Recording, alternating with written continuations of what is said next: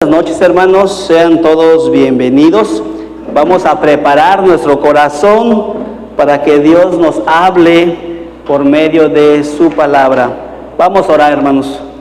Amado Padre, te pedimos, Dios, que estas alabanzas tú las recibas como una ofrenda agradable a tus pies, Dios.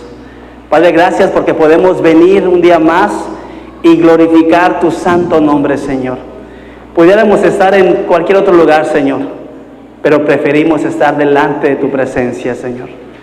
Recibe toda la gloria, la honra y la alabanza y háblanos por medio de tu palabra, Señor. En el nombre de Cristo Jesús. Amén. Amados hermanos, pues iniciamos nueva serie, pero por lo que vemos no se ve muy bien ahí en la pantalla, ¿verdad? El plan de Dios para tu vida. El plan de Dios para nuestra vida. Ray Comfort escribió un libro muy bonito que así se llama. Dios tiene un plan para tu vida. Y cuando yo lo leí en el principio de mi vida cristiana, me ayudó mucho. Realmente yo no sabía cuál era el plan de Dios para mi vida. Yo vivía por vivir, hermanos. Y era guiado por las corrientes, ¿verdad?, donde el mundo me llevaba, ya bien sea las amistades del trabajo, ¿verdad? Comúnmente por ahí nos íbamos con los amigos y bueno, uno vive sin conocer el plan de Dios, pero cuando venimos a la iglesia, pues el Señor nos habla y nos muestra cuál es el plan de Dios para nuestra vida, y dentro de ese plan de Dios maravilloso que Él tiene para nosotros, tiene muchos propósitos específicos. Yo conocí el plan de Dios, no conocía el plan de Dios, pero cuando ya entendí, comprendí el plan de Dios, se me mostró cuál era mi propósito en la vida. Cuando la gente no conoce el plan de Dios, cuando la gente no conoce sus propósitos, vive sin sentido, vive así. Vive sin sentido y la gente vive angustiada, preocupada, ¿sí?, con depresión, porque no tiene sentido su vida, no le encuentra un sentido. Pero cuando Dios llega a nuestra vida, toca nuestro corazón, nos abre los ojos espirituales, ¿sí?, se nos revela las cosas maravillosas. Y esta serie, ¿sí?, estoy seguro que va a ser de mucha bendición para nosotros, así que no se pierda cada domingo el mensaje que Dios tiene preparado para usted, porque dice allá: yo sé los planes que tengo para ustedes, dice el Señor, planes para su bienestar y no para su mal, a fin de darles un futuro lleno de esperanza. Yo, el Señor, lo afirmo. Sí, qué bonito, ¿verdad? Es muy bonito cuando conocemos el plan de Dios. Me gustaría que iniciemos viendo la vida de un personaje que sí entró dentro del plan de Dios y tenía muchos propósitos para su vida, y viene allá en Hechos 10, capítulo 1, dice así que vivía allá en Cesarea un centurión llamado Cornelio, del régimen conocido como el italiano. Él y toda su familia eran devotos y temorosos de Dios, realizaban muchas obras de beneficencia para el pueblo de Israel y oraban constantemente. ¿Sí? Resulta que este hombre llamado Cornelio, Dios le dio una visión. La visión que Dios le había dado era que iba a recibir la palabra de Dios por medio del discípulo Pedro. Y Pedro recibe la revelación donde Dios lo lleva a la casa de Cornelio. ¿Sí? Y Cornelio hace una serie de invitaciones a personajes, amigos, a familiares, para que conozcan de Dios, y ese es el plan de Dios. El plan de Dios es que nosotros tengamos esa conexión, esa comunión con Dios todo el resto de nuestras vidas. Y a veces nosotros nos alejamos de Dios, o a veces nosotros no queremos nada con Dios. Hay muchos retos y desafíos para venir a la iglesia el domingo. siempre van a haber retos y desafíos. Pero el desafío más grande que tenemos que superar está en el espejo de su baño. Véase en el espejo y reconozca que no tiene ganas de ir a la iglesia. Reconozca que no quiere acercarse a Dios. Y cuando usted se vea, también va a ver la necesidad que tiene de Dios. Sí, porque el desafío es poder morir a nosotros mismos y dejar a un lado nuestros deseos y buscar de Dios. No es lo que queremos, es lo que necesitamos. Queremos muchas cosas, pero la necesidad que tenemos es la necesidad de Dios. Y eso es lo que pasaba con Cornelio. Cornelio era un hombre, ¿sí?, muy devoto, muy temeroso a Dios, pero antes él no era un hombre bueno. Sin embargo, él se entregó al Señor y él, ¿qué hacía? Muchas obras, ¿sí?, de beneficencia. Él ayudaba al pueblo de Israel constantemente. ¿Qué más dice allá? El versículo 2, ¿qué otro texto hay adelante? Bueno, vamos a regresarnos un poco atrás y vamos a entrar a la primera enseñanza de ese tema. Cornelio, ¿sí?, el centurión. La primera enseñanza dentro del plan de Dios, ¿sí?, lo que quiere hacer en nuestras vidas es transformarnos a hombres y mujeres piadosos. Dios quiere que tengamos un corazón noble. Dios quiere que tengamos un corazón sensible. Hermanos, esas alabanzas hermosas que escuchamos, los jóvenes, sí, lo ensayan y lo preparan para sensibilizar nuestro corazón. Porque venimos con rencor, venimos con odio, venimos con problemas, quizás venimos con decepción, ¿verdad? Y nuestro corazón de una u otra manera está bloqueado. Entonces, cuando escuchamos las alabanzas, lo que tratamos de hacer como iglesia es llevarlo a la presencia de Dios, es llevarlo a una conexión con Dios, es reconocer la necesidad en su corazón que tiene de Dios. Para que cuando la palabra llegue a su vida, usted reconozca y vea qué es lo que Dios tiene preparado para usted. ¿Qué es lo que tiene hoy preparado para usted? Que seamos hombres y mujeres piadosos. Hombres y mujeres que buscan de Dios, porque eso era lo que, o es lo que quiere Dios. El plan de Dios es transformar nuestras vidas. El plan de Dios es que dejemos todo lo malo, ¿sí? Hemos visto muchos personajes bíblicos malos que Dios los usa para cosas buenas. Y dentro de nuestra maldad, ¿sí?, Dios quiere que nosotros entreguemos nuestra voluntad. No queremos rendirnos, no queremos entregarnos, pero el plan de Dios es que usted, ¿sí?, y yo entreguemos nuestras vidas. Hoy es un día especial para que, si usted todavía no se ha rendido, se rinda al Señor y entregue su vida. Dios quiere hacer un plan. Dios quiere que se incluya ese plan y hacer algo en su ser, algo en su conducta, algo en su pensamiento.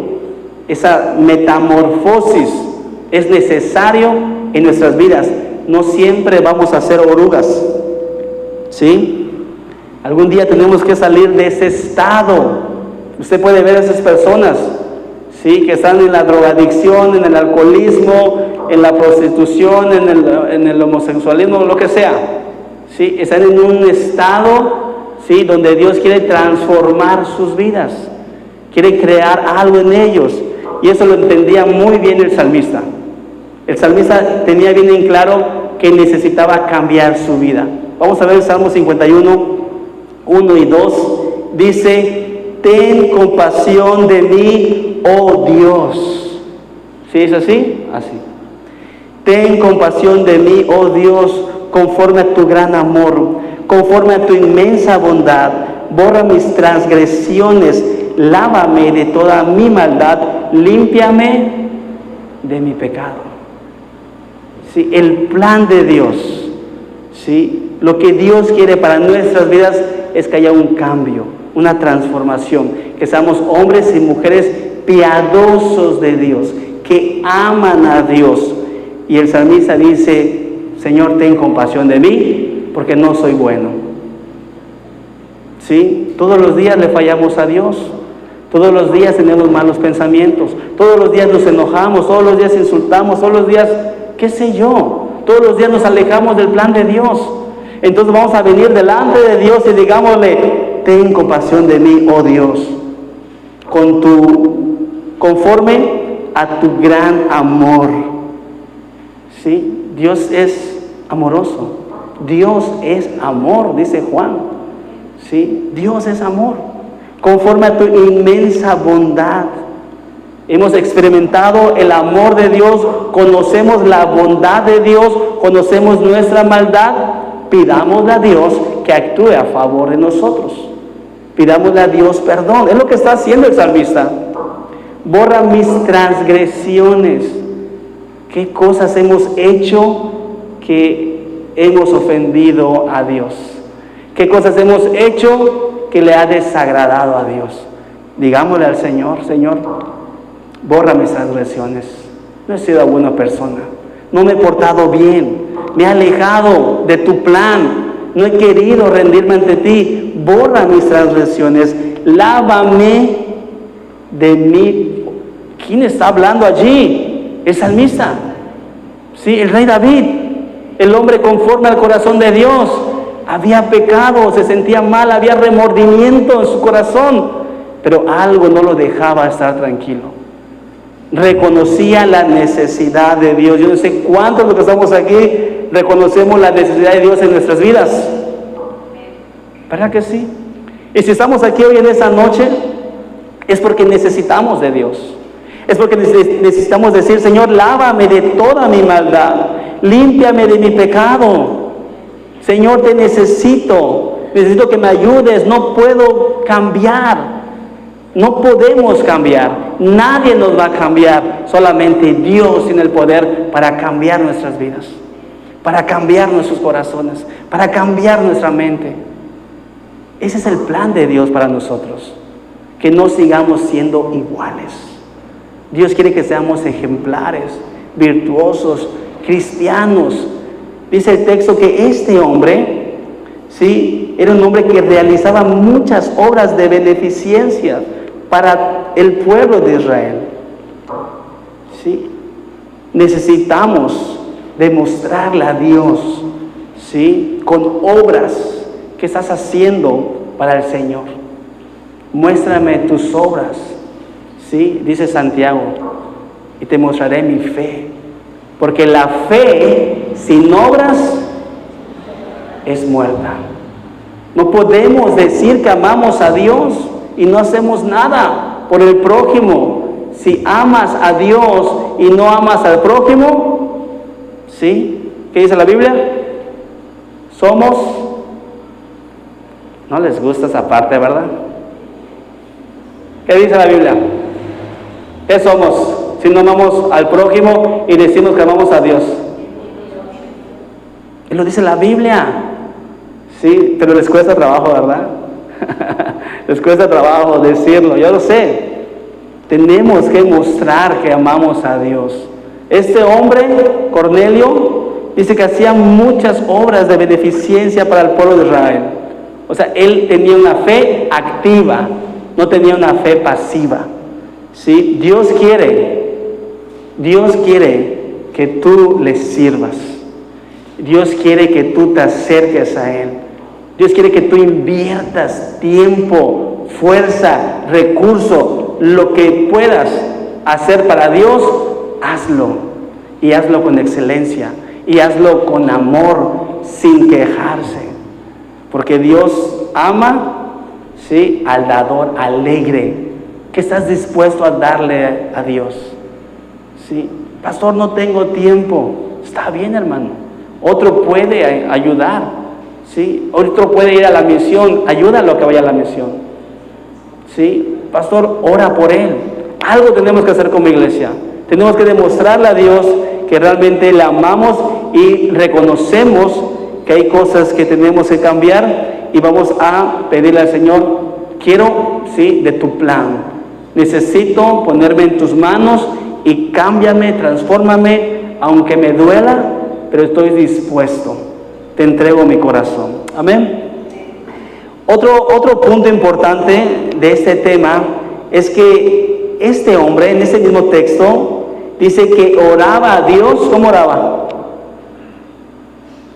Oraba a Dios constantemente.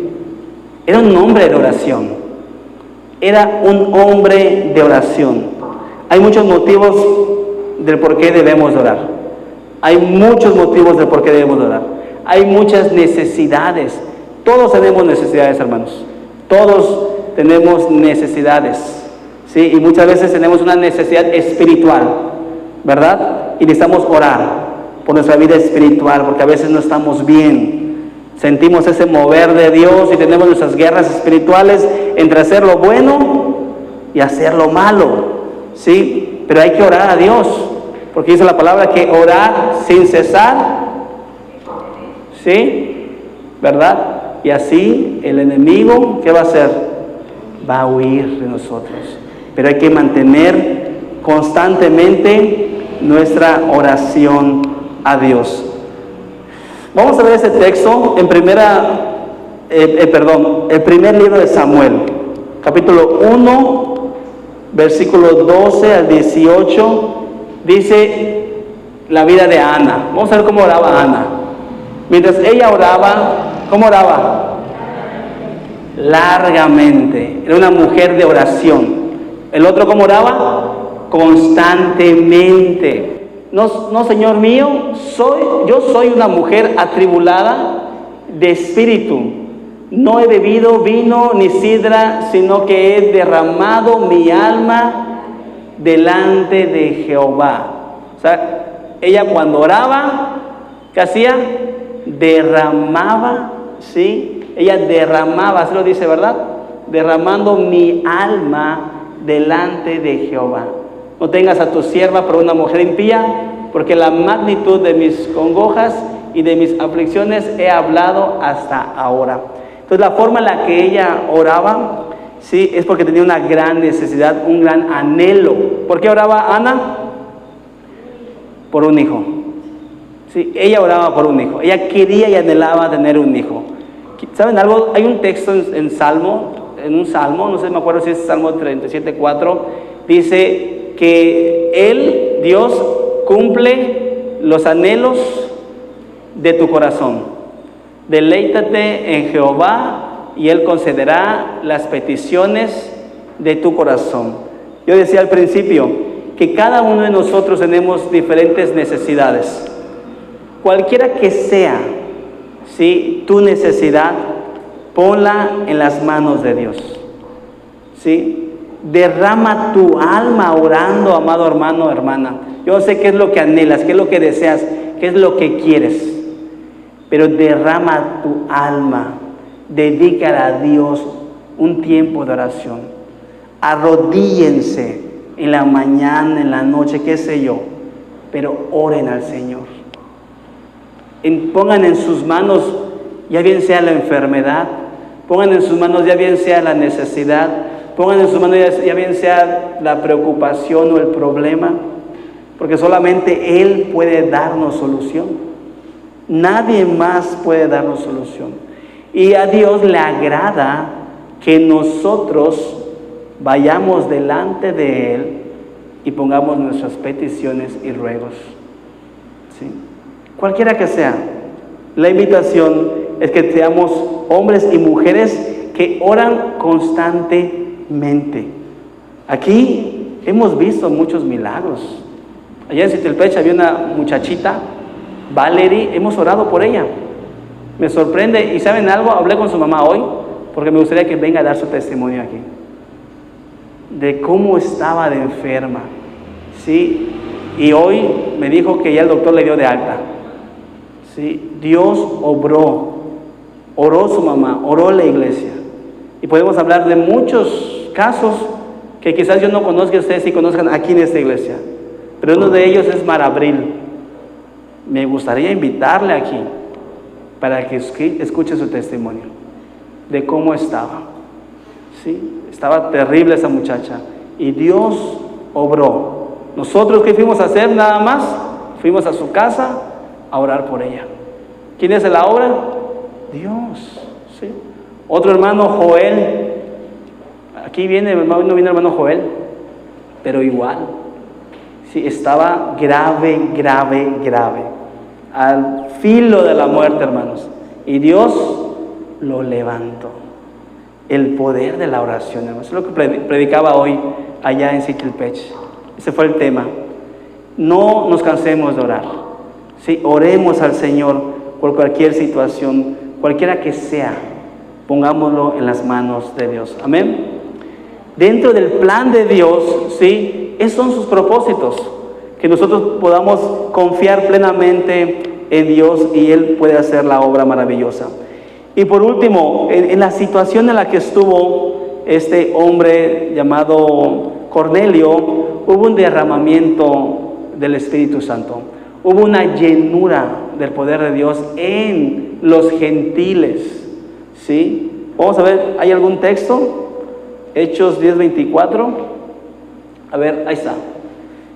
Dice, al otro día entraron en Cesarea y Cornelio lo estaba esperando, habiendo convocado, ¿a quién convocó? A sus parientes y amigos más íntimos. ¿Sí? Estaban esperando al apóstol Pedro. Ya Cornelio tenía la visión, ya le habían avisado a Pedro, Pedro venía. Entonces, ¿qué hizo él? Formó una célula en su casa. ¿Sí? Formó una reunión en su hogar y llamó, ¿a quién llamó? A sus parientes y llamó a sus amigos más íntimos. Qué bonito cuando un amigo te invita a la iglesia. Cuando yo inicié la iglesia sirviendo con pasión en Cancún, eran todos mis amigos de la secundaria y mis amigos de las parrandas. A todos ellos yo invité a la iglesia. Y a todos ellos yo los visitaba y yo les testificaba del poder de Dios y lo que había hecho en mi vida. Y ellos iban a la iglesia, hermanos. Sí, la iglesia en Cancún, gracias a Dios, creció muy rápido. Pero eran puro inconverso. Yo no traía reciclado de otras iglesias.